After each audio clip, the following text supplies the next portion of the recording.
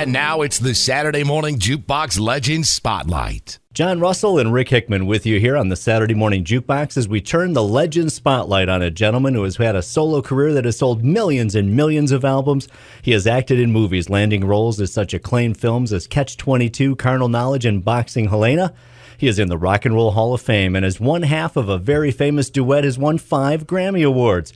And every guy wishes that they could sing like this gentleman for just 5 minutes, because what guy wouldn't want a chance to sing just one tune like the amazing vocal talent that is Art Garfunkel? Welcome to the Legend Spotlight. You're too kind. You put such a lovely pedestal. You're the nicest man in radio. You're there in Michigan, yes? We are here in Michigan, yes we are. Guys, I have played Muskegon. Is that where you are? Yes, we are. It's Western Michigan, yes? Yeah, Yes, sir. Yes, I was at your concert. I played outdoors for a lot of lovely family folk. It was a great kind of a family suite side of America. Yeah. I was very impressed with Muskegon. It's just so heartland in the nicest sense.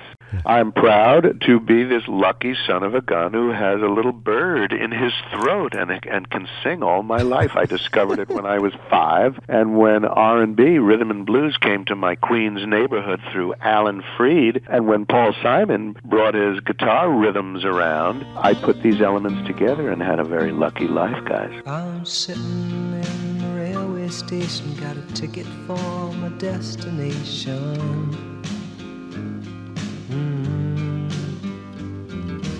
On a tour of one-night stands, my suitcase and guitar in hand, and every stop is neatly planned for a poet and a one-man band, silently for me. And Art, you're preparing to release a 2-CD compilation entitled appropriately The Singer, which everyone can pick up beginning on the 28th. Let's give our Jukebox listeners an idea of what they can expect to hear on this new set. Okay, this is my life's pride and joy. It's as if, men, I'm leaving the planet now. After this, I don't understand the digital age. Here it is. I have put together with my own ears, when did I really know that I sang the best? Where are the takes, and what are the songs in my 5 decades of good singing where it really is a crowd pleaser and the musicians are sublime in their groove? Because I had some really great lucky nights through the years. 50 years is a lot of doing this stuff. Mm-hmm. So I stood back and kind of dug myself like never before. I really appreciated some of my studio successes and had the great fun of sequencing and letting the flow go from tune to tune. And I love this. It's my bouquet of musical connection on Earth while I was here. What, are you leaving us? There's no more? Oh, I don't know. Let us be lovers, we'll marry our fortunes together. And Art, of course, clearly one of the most incredible facts about your career is that one of the most important relationships in your life just happened to be another kid in your very own neighborhood. But it wasn't just a stroke of geographical luck as much as it was hard work and preparation by both Paul Simon and yourself, starting at a very young age. But it is a geographical coincidence. It really is. To have somebody so simpatico with you just 3 blocks away in the same part of suburban New York, it's kind of a lucky thing. Well, what can you say about Paul and Artie? They're 2 people who really had the same sense of humor and had a lot of laughs. They loved rock and roll. They were apart from the normal neighborhood. They didn't watch television. Sure. Ask me something about them, because I love Simon and Garfunkel. I think they were good. Well, I think they were pretty good myself. The one thing I am really curious about is the first album you guys made together that was Wednesday 3 a.m. And actually, Sounds of Silence comes off of that, and that's one of the songs that's featured on this compilation here. But the thing I wanted to know now, Paul had actually gone to England, and you stayed here. Were you guys, talk to us about that, how that all came about. This is a friendship that has periods of being warm and then periods of being wandering on to the rest of the world. Not unlike many relationships. You sort of hang out and you're close for a bunch of years and then you're not. In this part of my friendship with Paul, I was more the student interested in what's my academic next move, and Paul was turning his back on academics with his guitar slung behind him, folk singer style, different kind of a different identity, and being a European. And we were. What can I say? I would come visit. I would see how picturesque his scene is in his touring. Mm-hmm. I came back from working with Paul in London and Scotland and in busking all around France, and I came home and found that the record company, that Columbia, that we had made our first album with, that has it has The Sound of Silence in it, mm-hmm. and that's what's on this compilation I'm putting out now. This early Sounds of Silence with just guitar had been treated and overdubbed by the record company, and they played it for me. What do you think, Artie? And I go, oh, it's got the idiom of today, the electric 12-string, like the Byrds. Okay, well, good luck to all of us. Put it out. And to my shock, in September of '64 through October through November, it climbed, and it kept putting a spin on my whole life. You know, if you're the guy whose record went to number 10, it's different from the guy whose record went to number 1 all over the world. Uh-huh. So Paul was forced to come home and really not in the mood.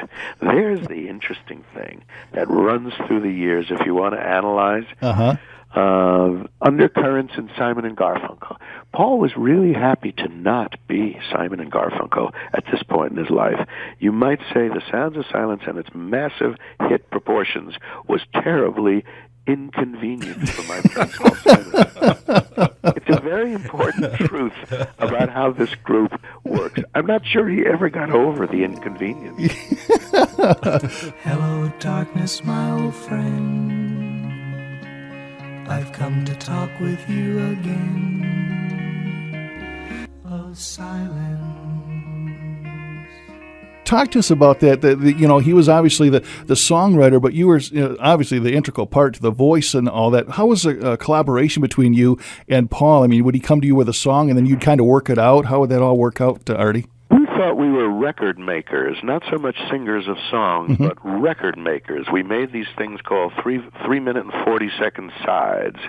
It had beginnings, middles, and ends. It had arrangement. It had rhythm. It had a melody. We sent Paul and Artie out on mic to do vocals. That was 15% of the job. But in those days, if you think of the early Stones, burying the vocal in the record and producing kind of a sound in the overall record was where it was at. Good vibrations. We were record makers.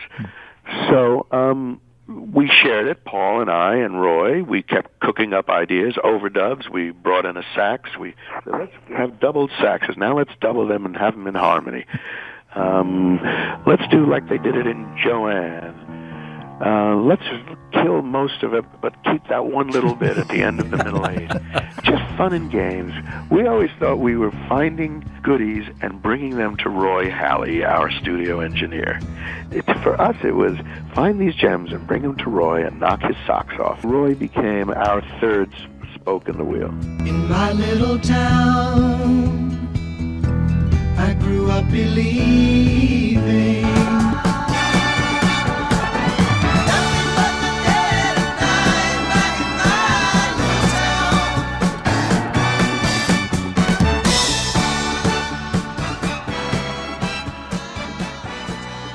you talk about the Beatles and George Martin. Roy was in every way your George Martin, wasn't he? Absolutely. What a fine guy. He had great hands and great ears, Roy Halley. He's in Colorado. I love this man. Truly a fine artist. He says to me, Artie, come out here, visit me. I have an amazing speaker system. You know I'm a Bach nut, Artie. So are you. I have things I got to play you. Well, can you give us any feeling of the whirlwind that you and Paul were caught up in the 1960s? I mean, you took off, and it was such a magical time. I mean, the greatest music ever, not only your stuff, but we play that here. That we always say that the greatest music ever, the greatest era in music by far. What was it like living in that time and being so viable in the music business? I loved the 60s. I was wild about it. Maybe it's because it was the period when I was in my 20s, and so it's a natural birthright of people in their 20s to become expansive in their love of life. But mine had such good fortune with my hit records that I partook of the 60s as if it was just full of healthy spirit. Open the shirt. Be happy now. The 60s was magical. The feeling of you can go in the studio and there is no upper limit to how creative it could be. Look at Revolver. Look at Sgt. Pepper. Look at how the top end of magical creativeness keeps getting expanded. This is a kind of a wonderful, unlimited vision thing that the 60s had. We don't see it portrayed with its proper color and vividness and ethical purity. It was a beautiful era. All I know is it had me working. The 60s were a period of being in the recording studio and saving the parties for later. I was a workaholic with them dials, fussing and racing, and we'd come in at 7 at night, and we'd lay stuff down, and Paul would go home at 1 or 2 in the morning, and Roy and I would hang in till 6 or 7, consolidating all the stuff that came out during the night. I gave my 20s away to that kind of studio rat work. Someone told me it's all happening at the zoo. At the zoo. And really, Simon and Garfunkel's era, the first era, I'm going to say, because you guys have worked together since then, but comes with Bridge Over Troubled Water, and that certainly is one of the masterpieces. I mean, you just do a phenomenal job on that. You guys really went out on the pinnacle of that. I mean, that Grammy-winning album, and all of a sudden there was no more Paul Simon and Art Garfunkel. Standing back from that is sort of what you might say we did. I was just curious to what led to the breakup between you two. He kept borrowing my sweaters and he stretched at the elbows. I could not stand that. And they were ill-fitting. You can have the sweaters, but stretching them at the elbows. I think what got to us that we were getting tired of each other and the format. Give me a break from Paul Simon, and he was thinking, give me a break from Artie. It's a natural thing. You get tired of the business has you guys working together because there's others are making money off you. So you're overly driven for the sake of others and the economic wheel to work together more than you really want to organically. So you finally take a break. And then the rest, my dear friends, is circumstances and how life makes a little respite turn into more of a permanent break. And you guys have had this. You make cameo appearances throughout your careers from there on. I mean, you're. Well, he's such a great musician. I adore working with Paul Simon. There's a major quote. He is such a great musician. You yourself took off some time off from music, and I got to ask you this, Artie. You took some time, 71, 72, and became a math teacher. Is that true? I've been around. I do these weird, eccentric things, guys. I am a Renaissance man. You are. Who swims away from the tide. I'm not normal. There's a screw loose. I come up with things that keep me interested. I'm walking across Europe right now. I'm talking to you from northern Greece. I cook up my own version of what life is. That was post Bridge Over Troubled Water. Yeah. I was teaching mathematics in Connecticut. I bought a little country house under the trees. This is my idea of turning my back on show business. It didn't work. It was much more. It was lame. I can only imagine the reaction of the students. You should have seen the students. They were awestruck. When's he going to relate to the hit records? I never did. And Artie, you've been so gracious with your time. We are so appreciative that you could share some stories with us, and we know you're really crunched because of all the duties you have there in Europe. Thanks once again. I want people to know of my thing. I'm really proud of this product. It is fantastic. We are big fans of yours. Thank you very much. Take care, guys. Hey, thank you, Artie. Hope to do it again. Yep. Bye-bye. Bye-bye. When you're weary, feeling small.